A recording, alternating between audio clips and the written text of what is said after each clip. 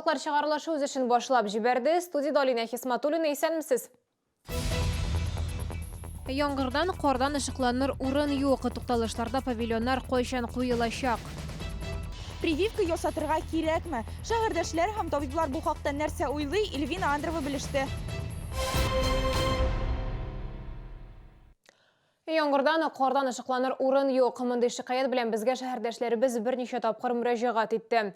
Тынычлык проспектында урнашкан мәктәп тукталышында тукталыш павильоны юлның бер ягында гына бар. Каршы якта каркас урнаштырганнар, әмма шуның белән эш тәмам. Теманы Эльвина Андрова дәвам итә. Мәктәп тукталышында халык һәрвакыт күп, чөнки нәкъ менә ул шәһәр балалар иҗат сараенда берничә балалар бакчасына һәм мәктәптә тәрбияләнүчеләр, шул ук шәһәрдәге Медеу шугалагына килүчеләр өчен иң якыны. Ләкин кешеләргә ышыкланыр җир юк. Иске тукталыш павильонын җәй көне юлларны ремонтлау барышында сүткәннәр. Хәзер яңа павильонның каркасын урнаштырганнар, әмма аның стеналары юк, түбәсе генә. Похоже, что забыли об этой остановке, а начнутся метели, ветра сильные, некуда спрятаться.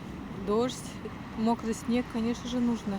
Хотелось бы, чтобы побыстрее сделали все красиво, удобно для людей. Шәһәрнең мәгълүмати сәясәт һәм пиар идарәсендә безгә әлеге тукталышны төзекләндерү эшләре ел ахырына кадәр төгәлләнәчәк дип хәбәр иттеләр.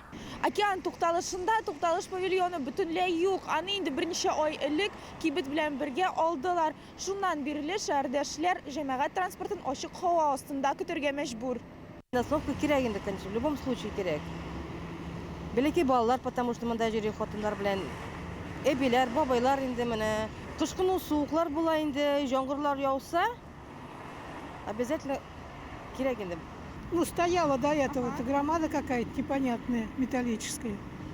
Ну, поставить, наверное, ждем. И холодно, и мокро, и ветер, тем более к зиме ближе. Мәскәү проспектындагы базар тукталышында да шундый ук хәл биредә, шулай ук шәһәрдәшләр өчен җилдән һәм явым-төшемнәрдән качар урын юк. Бу тукталышларда павильоннар кайчан куелачагын белер өчен без мәгълүмат сәясәте һәм пиар идарәсенә мөрәҗәгать иттек. Белгечләр хәбәр итүенчә, эшләр ел ахырына кадәр тәмам булырга тиеш, әмма якын арада аларны башкарырга тырышачаклар. Шәһәр халкына җылырак киенергә һәм тукталыш павильоннарын урнаштыруны көтәргә кала. Эльвина Андрова, Ленар Султанов, Яңалыклар. Әгәр сездә дә берәр нинди проблема борчыса, шатлыклы хәбәр җиткерәсегез килсә, безнең редакциянең кайнар элемтә телефонына шалтыратыгыз 51 31 31 номеры тәүлек буена эшли. Кыска гудоктан хәбәрегезне калдырыгыз. Безнең хәбәрчеләребез сезнең белән элемтәгә кереп, проблемагызны хәл итәргә булышыр. Шалтыраткач исемегезне һәм телефон номерыгызны калдырырга онытмагыз. Шалуда гриппка каршы вакциналаштыру дәвам итә. Чараның төп максаты халыкны массакүләм инфекция таралудан саклау. Декабрь айында прививка ясатырга соң түгелме һәм грипп эпидемиясын кайчан көтәргә?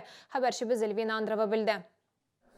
Гриппка каршы прививка ясатырга әле соң түгел ди табиблар. Быел прививка ясау кампаниясендә узган елга караганда күбрәк кеше катнашкан.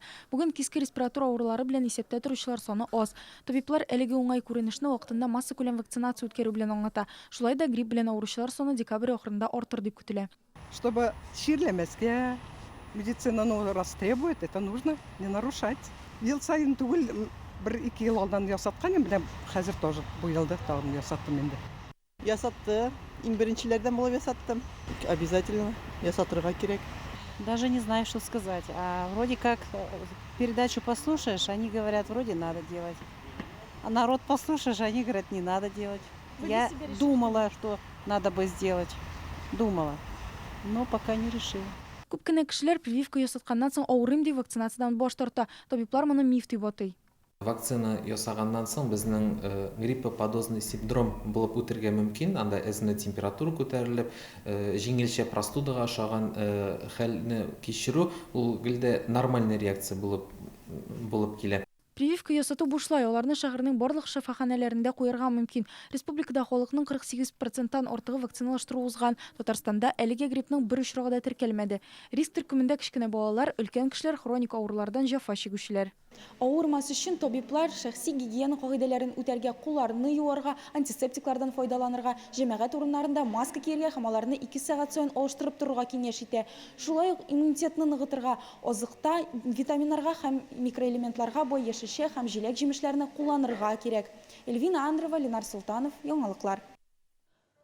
31 декабрь быйыл шишәмбегә туры килә һәм рәсми рәвештә эш көне булып санала. Партияләрнең берсе Дәүләт Думасында 31 декабрьне ял көне итү тәкъдиме белән чыкты. Моңа кадәр дә депутатлар шундый эчтәлектәге закон проектларын карады, әмма алар кире кагылды. Күп кенә шәһәр оешмалары елның соңгы эш көнен 28 декабрьгә күчерә. Әгәр дә закон проекты кабул ителсә һәм ил президенты аны 31 декабрьгә кадәр имзаласа, 2019 елның соңгы көнендә Россиялеләр ял итәчәк. Көчле рухлылар 100-дән артык шәһәрдәшебез сәламәтлекләре шикле кешеләр өчен оештырылган спартакиадада катнашты. Бәйге Яршалы спорт мәктәбендә узды, ярыш 5 юнәлеш буенча барды. Катнашучылар арасында Чаллы шәһәре комсомол бүлегенең инвалидлар җәмгыяте рәисе активист Наилә Шәрипова да бар иде. Аның белән хәбәрчебез Мәргән Файрушны очрашты. Наилә Шәрипова ел сайын сәламәтлекләре шикле кешеләр өчен үткәрелгән спартакиадада катнаша. Шәһәрдәшебезнең инде 20дән артык медале бар. Инвалидлар җәмгыяте рәисе булуына да 20 ел. Җәмгыять эшчәнлегенең төп максаты мохтаҗ кешеләргә ярдәм итү. Иң беренче кешенең яратырга кирәк, кешегә ярдәм итү. Бер рәхмәт мең бәладән коткара дигән гыйбарә бар. Шуның белән менә карыйсың да рәхмәт әйтәләр. Алар бит тырышлар шуны кадәрле. Наилә Шәрипова җитәкләгән комсомол бүлегенең инвалидлар җәмгыятендә 970 кеше исәпләнә. Коллектив зур, алар бер урында гына торырга күнекмәгән, шәһәр чараларында актив катнашалар. Шәрипова Наилә Галимҗановна бик нык ярдәм итә, чакыра безне җыя. Әгәр ул булмаса, без бер җиргә дә бара алмый идек. Мин шуның өчен аңа бик рәхмәтле. Наилә Шәрипованың киләчәккә планнары зур, шәһәрнең һәр районында мохтаҗларга ярдәм итү фондлары булдыру. Алар ачылгач, тагын да күбрәк шәһәрдәшебез кирәкле ярдәм ала алачак дип өметләнә ул. Мәргән Файрушина, Фәнис Ихсанов, яңалыклар. Бу сезгә ишкерәсе соңгы мәгълүматыбыз иде. Мин Алина Хисматуллина сезнең белән сау булашам. Игътибарыгыз өчен рәхмәт. 14 и 15 декабря в ТЦ «Семья» 24-й комплекс «Кировская обувная фабрика» принимает обувь на ремонт.